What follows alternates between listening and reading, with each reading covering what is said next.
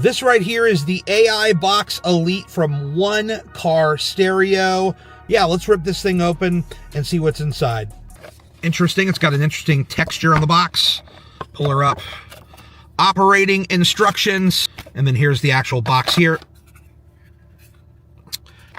And then if we take this off here, we've got our USB-C to USB-A, that's going to be me. And then there is a USB-C to USB-C, which is for those of you lucky guys with a newer car that actually has a USB-C. I'm driving a 2021 RAV4 hybrid, and all the data ports are put right there. And I'm going to plug this thing in, and we're going to see together what happens. Here we go. Smart AI box. You know, a lot of these boxes, they take a moment to boot up because they have to learn, you know, what is the size of the screen so that it can optimize for it perfectly. There isn't actually a car button right here, so if you want to return to your car's main menu for whatever reason, you can do that. You hit the CarPlay button, and we're back here on this setting here. I just want to see the settings really quickly here. So you can put in a Google account. You can put in, you know, Bluetooth devices, Wi-Fi. They have themes right there, so you can do different wallpapers and stuff. Floating button, which is this guy right here, which if you hit it, it will have a range of different activities, you know, back to the car, going home, going back, and things of that nature. This can tell you what version everything is on.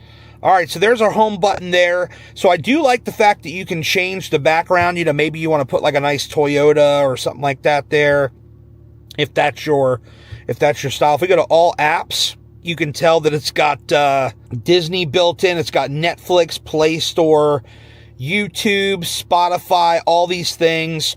Okay, so I've got my Wi-Fi put in here, and let's just try out the YouTube app real quick. Let's see what that looks like. So it's thinking. Here we go. Let's try me. I'll put in my name. Gary. If you notice while I'm typing, it seems to be very responsive, so I do like that. There we go. Why AAA? These ads, man, they're holding me up. Because you're out of gas. And hit skip there. Earlier this year, I called this the absolute best wireless. All right, so you have the whole sidebar here. And so all right, let's go ahead and try to see if we can get CarPlay to work here. They want me to connect to Bluetooth. Let's pull out the old trusty phone here. Here we go, Smart AI Box. So there's our pairing connection. We're going to go ahead and hit pair. We will hit allow. And let's see what happens next. Got it connecting. There we go. Look at that. Awesome. It's very responsive in terms of navigating all around. We can go into the music right there. Boom. We can do all the things. Podcasts. Loads right up. We can go back to the car right here, which is going to take us to the original box. We can hit that. We're right back in the mix. Now playing. Boom.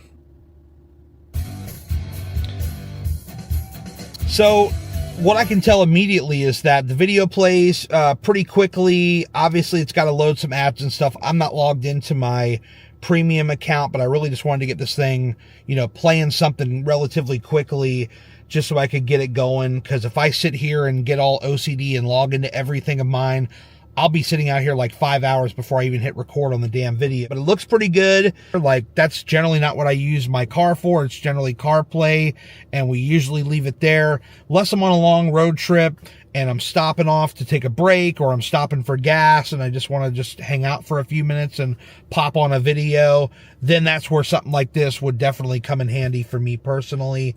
But I do enjoy the responsiveness of the box.